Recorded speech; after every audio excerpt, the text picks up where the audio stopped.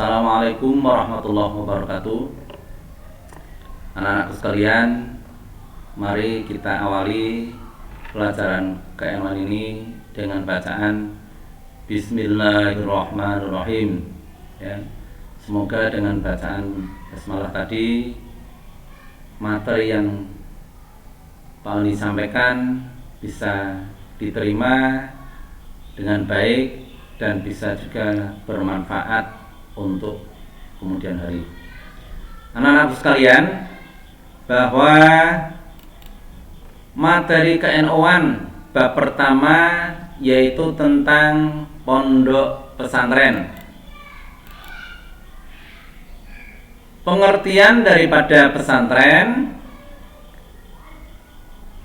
Pondok pesantren terdiri dari dua kata, yaitu pondok dan pesantren. Kata pondok berasal dari bahasa Arab funduk, yang berarti tempat tidur, asrama, atau hotel. Sedangkan kata pesantren berasal dari kata dasar santri yang mendapat awalan pe dan akhiran an, menjadi pesantren. Ini teksnya ada kekeliruan sedikit, tulisannya pesantrian, ya, yang betul pesantren. Orang Jawa mengucapkannya pesantren, yang berarti tempat tinggal santri.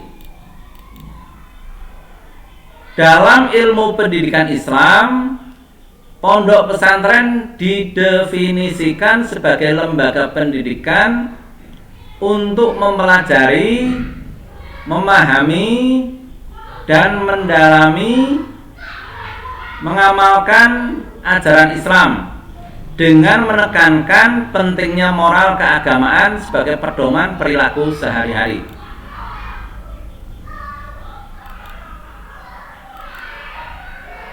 Pondok pesantren merupakan sebuah kompleks pendidikan, ya.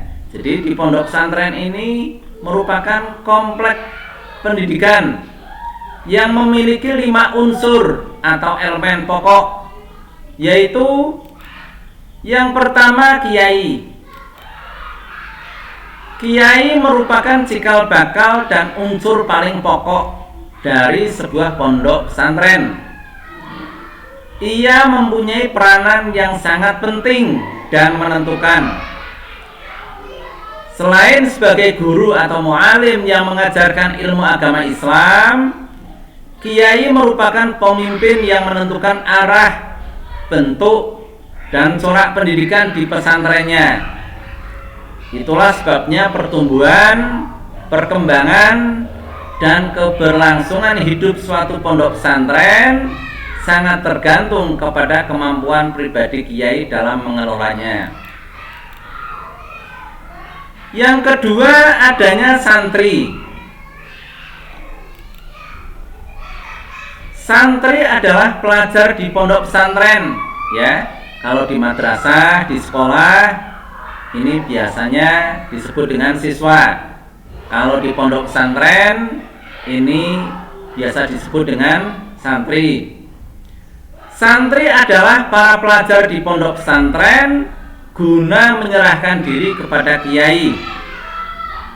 Dalam tradisi pesantren, santri dibedakan menjadi 2 macam, yaitu santri mukim yang menetap di pondok pesantren dan santri kalong yang pulang ke rumah masing-masing setiap selesai mengikuti pelajaran. Jadi di pondok pesantren biasanya ada santri yang mukim, ya, dan santri yang tidak mukim atau yang biasa disebut dengan santri kalong. Para santri mukim hidup mandiri dan sederhana.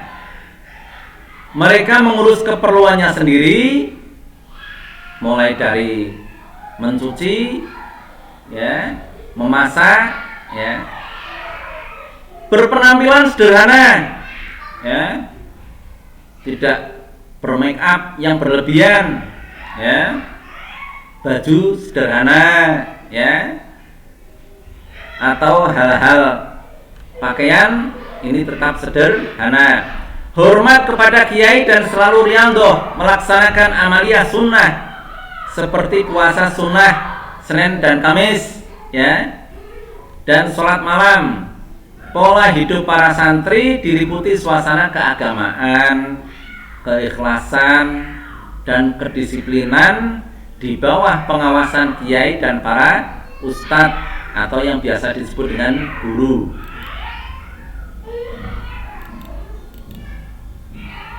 Yang ketiga, asrama.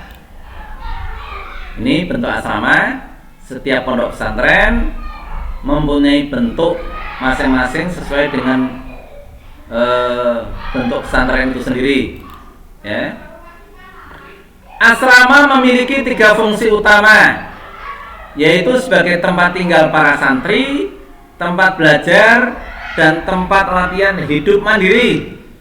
Gabungan dari ketiga fungsi ini menunjukkan sifat dasar pondok pesantren yang menekankan pendidikan agama dan kehidupan bersama dalam satu kompleks belajar yang berdampingan secara berimbang.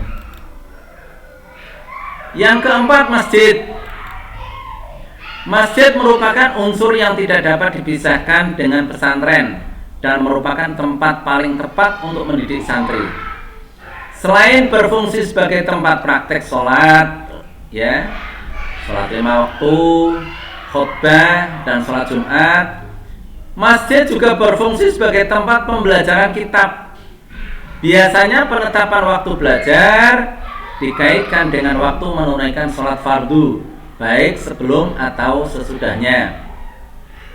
Misalnya pengajian ba'dal asar, ba'dal maghrib, ba'dal subuh, atau bentuk yang lain, ya. Jadi masjid ini kegunaannya banyak sekali, ya. Seperti untuk belajar khotib, ini tentunya di masjid, ya. Belajar memimpin tahlil, ini juga di masjid. Belajar sholat, ya, praktek sholat, tentunya di masjid. Yang kelima, kitab salaf. Pengajian kitab salaf atau yang biasa disebut dengan kitab kuning merupakan unsur pokok pondok pesantren yang membedakan dengan lembaga pendidikan lainnya. Pembelajarannya dimulai dari kitab-kitab tingkat dasar yang berisi teks ringkas dan sederhana, kemudian dilanjutkan dengan kitab tingkat menengah dan kitab-kitab dasar. Dilihat dari segi ilmu yang dipelajari, kitab-kitab salaf yang diajarkan pondok pesantren meliputi akidah, fikih, akhlak atau tasawuf, usul fikih, tafsir, hadis, nahwu, shorof, dan tarikh atau sejarah, atau ditambah dengan kitab-kitab yang lain. Demikian pertemuan pertama ini kami akhiri. Wassalamualaikum warahmatullahi wabarakatuh.